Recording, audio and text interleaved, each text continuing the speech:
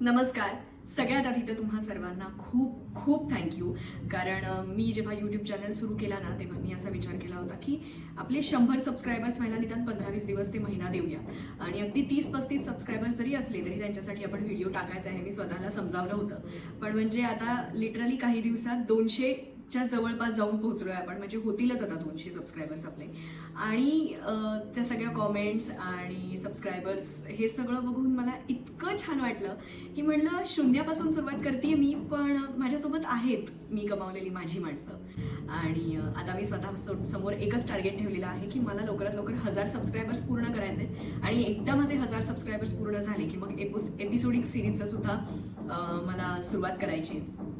So तुम्ही पण प्रयत्न करा, मी पण प्रयत्न करते की लवकरात लवकर आपल्या चॅनलचे 1000 सबस्क्रायबर्स होतील. त्यासाठी तुम्हाला काय करायचं आहे, एंगेजमेंट वाढवायची चॅनलची, त्यासाठी लाईक करायचं आहे, कॉमेंट करायचं आहे, व्हिडिओ शेअर करायचा आहे तुमच्या ग्रुपमध्ये, तुमच्या फ्रेंड्सला, तुमच्या कुटुंबाला. आणि मला काय करायचं आहे, मला रेग्युलर कन्सिस्टंटली व्हिडिओ अपलोड करायचा आहे आणि छान छान व्हिडिओज अपलोड करायचे आहेत. सो आज ही दुसरी कथा अपलोड करते. सध्या पितृ पंधरवडा सुरू आहे, सो त्याच्याशीच रिलेटेड कथा आहे. माझ्या चॅनलवरती फक्त लव्ह स्टोरीज नाही, वेगवेगळ्या जॉनर्सच्या स्टोरीज असतील. लव्ह स्टोरीज सुद्धा टाकणार आहे, पण हे सुद्धा असतील वेगवेगळ्या जॉनर्सच्या. सो आय होप तुम्हाला आजची कथा आवडेल, कारण ह्यावरती मी खूप मेहनत केली आहे. आणि कशी वाटली ते तुम्ही सांगालच. सो सुरू करूया, चला.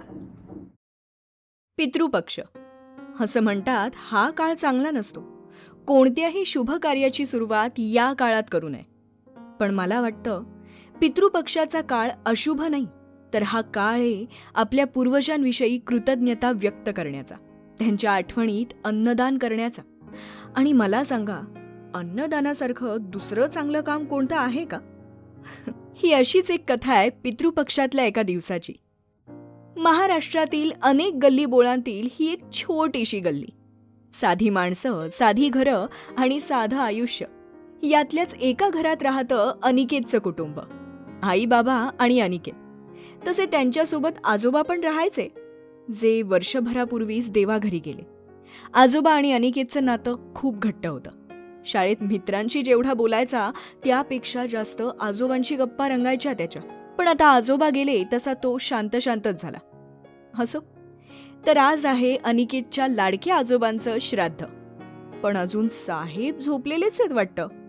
अनी, ए अनी. काय ग आई? आंघोळ करून घे, आज तुझ्या आजोबांचं श्राद्ध आहे ना. हो, आलोच.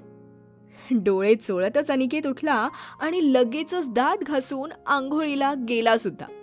आजोबांची आठवण काढायचा आजचा दिवस. उशीर करून कसं चालेल? झाली आई आंघोळ, आता? आता तिकडे टेबलवर आजोबांचा फोटो काढून ठेवलाय, बघ आणि त्यांना नमस्कार कर, त्यांचा आशीर्वाद घे. अनिकेत आजोबांच्या फोटोसमोर गेला आणि त्याने नमस्कार करून त्यांना म्हटलं, आजोबा कसे आहात? तुम्हाला माझी आठवण येते का? कारण मला तर तुमची खूप आठवण येते. आज ना तुमच्या आवडीचं जेवण बनवती आई. नक्की याल ना जेवायला? तेवढ्यात त्याला आईने हाक मारली, अनी बाळा इकडे ये. आईने जेवणाचं ताट वाढलं होतं प्रसादासाठी. अगदी सगळं काही आजोबांच्या आवडीचं जेवण होतं. वाव, किती छान दिसतंय मम्मा.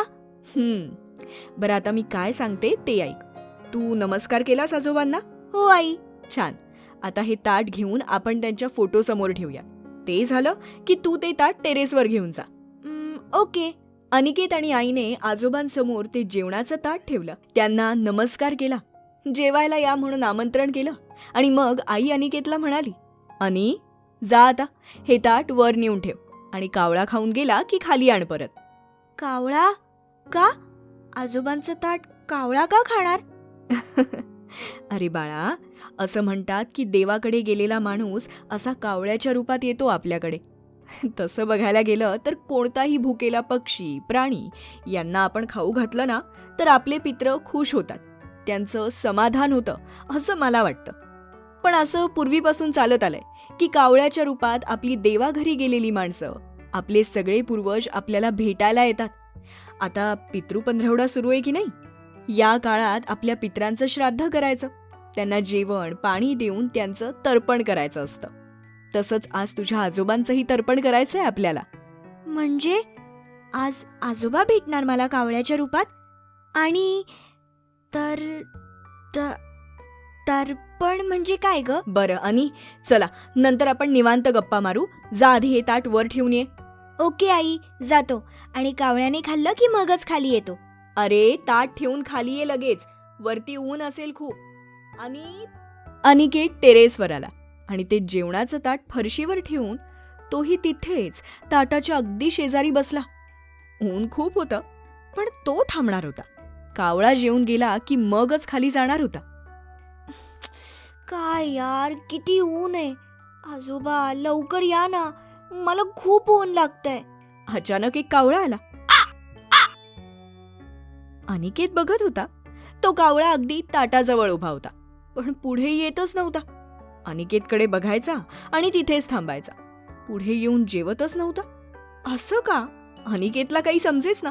तो कावळ्याशी बोलणार तेवढ्यात तो कावळा उडून गेला. आता दुसरा कावळा आला. तोही असाच दूर थांबून राहिला. ताटाजवळ येतच नव्हता हाही. आता मात्र अनिकेत कावळ्याला म्हणाला, आजोबा तुम्ही आहात का? मला भेटायला आलात? आजोबा खा ना, बघा तुमचं आवडतं जेवण आहे. अनिकेतचं बोलणं ऐकून कावळा काही क्षण थांबला पण तोही शेवटी उडून निघून गेला. असेच दिवसभर कावळे येत होते आणि लांबूनच बघून निघून जात होते. एकानेही ताटातला प्रसाद खाल्ला नाही. आई ही दिवसभरात कितीतरी वेळा येऊन गेली. अनिकेतला जेवायला बोलावून गेली पण अनिकेत खाली गेलाच नाही.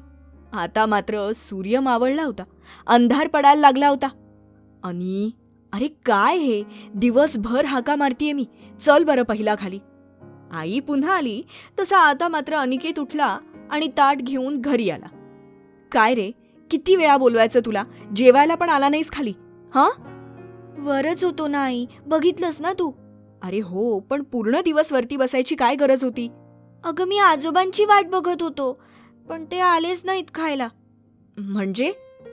तू बघितलंस ना, पूर्ण ताट तसंच आहे. तेवढ्यात अनिकेतचे बाबा येतात ऑफिसवरून. अरे आलात तुम्ही? फ्रेश व्हा, भूक लागली असेल ना? हो म्हणजे काय, खूप जास्त भूक लागली आहे, लवकर जेवायला वाढ मला. हो लगेच जेवून घेऊ आपण. चल बाळा, मला थोडी मदत कर. रात्रीचं जेवण आई बाबा आणि अनिकेतनी एकत्रच केलं. अनिकेतला तसं जेवण जात नव्हतं पण बळबळ खाल्लं थोडंफार. जेवण उरकून अनिकेत आणि आई बाबा झोपले. आई बाबांना तर झोप लागली पण अनिकेत तसाच विचार करत पडून राहिला होता. आजोबा का नाही आलात तुम्ही आज जेवायला? मी किती वाट बघितली तुमची. तुम्ही माझ्यावर रागावलायत का? मी मागच्या आठवड्यात तुमचा फोटो पुसायला कंटाळा केला म्हणून, की मी अभ्यास करत नाही म्हणून? सॉरी ना आजोबा, मी शहाण्या मुलासारखा वागेन, पण तुम्ही का नाही भेटलात मला? विचार करता करताच अनिकेतला कधी झोप लागली कळालंच नाही. हा, मी कुठे आहे? आई, आई. आणि बाळा. हा, आजोबा, आजोबा. काय रे सोन्या, एवढी वाट बघत होतास होय माझी? फार रडायला लागलं माझं लेकरू. हो आजोबा, तुम्ही चिडलायत का माझ्यावर? नाही रे माझ्या सोन्या, चिडेन कशाला. उलट आज तू माझी एवढी वाट बघितलीस. मलाही यायचं होतं रे, पण वेळच मिळाला नाही बघ. आजोबा खूप कावळे आले पण तुम्ही नव्हतात ना त्यात? नाही ना, मी नव्हतोच. पण तुम्हाला माहितीये, आईने तुमच्या आवडीचं जेवण बनवलं होतं, ते तरी खायला यायचं ना? हो येणार ना. काय उपयोग आता? आई म्हणत होती की जेवण आणि पाणी देऊन आजोबांचं तर्पण करायचंय. ते तर तू अजूनही करू शकतोस बेट्या. ते कसं? मला माहितीये, ते ताट तसंच झाकून ठेवलंय, हो की नाही? हो, तुम्हाला कसं माहित? आता एक काम कर, उद्या सकाळ सकाळी उठून ते ताट वर टेरेसवर नेऊन ठेव आणि तू मात्र लांब जाऊन उभा राहा. मग मी येतो आणि खाऊन जातो, ठीक आहे? पण मी का लांब जाऊन थांबू? मला तुम्हाला भेटायचं होतं म्हणून जवळ बसलो होतो ना. हो सोन्या, म्हणूनच तर आता भेटलो ना मी तुला. पण उद्या मात्र जेव्हा मी कावळ्याच्या रूपात येईन तेव्हा तू लांब जाऊन थांब. म्हणजे कसं मी मनसोक्तपणे जेवू शकेन. ओके आजोबा, तुम्ही म्हणाल तसं. किती शहाणं लेकरू आहे माझं. आणि लक्षात ठेव बाळा, प्रेमाने भरवलेला प्रत्येक घास हेच आमचं तर्पण. आजोबा, अनिकेत झोपेतून दचकून जागा झाला. आजोबा आले होते स्वप्नात भेटायला त्याला, आणि त्यांनी जे काही सांगितलं ते करायचं होतं आता. तो पटकन उठला. त्याने आपलं आवरलं आणि ते ताट घेऊन तो टेरेसवर गेला. त्याने ताट खाली जमिनीवर ठेवलं आणि तो लांब जाऊन उभा राहिला. थोड्या वेळातच एक कावळा आला तिथे. अनिकेत श्वास रोखून बघत होता. तो कावळा ताटाजवळ येत होता आणि त्याने त्या ताटातला एक घास खाल्ला. अनिकेतचा आनंद तर गगनात मावत नव्हता. अजून थोड्या वेळाने आणखी एक कावळा आला आणि आता दोघे मिळून खाऊ लागले.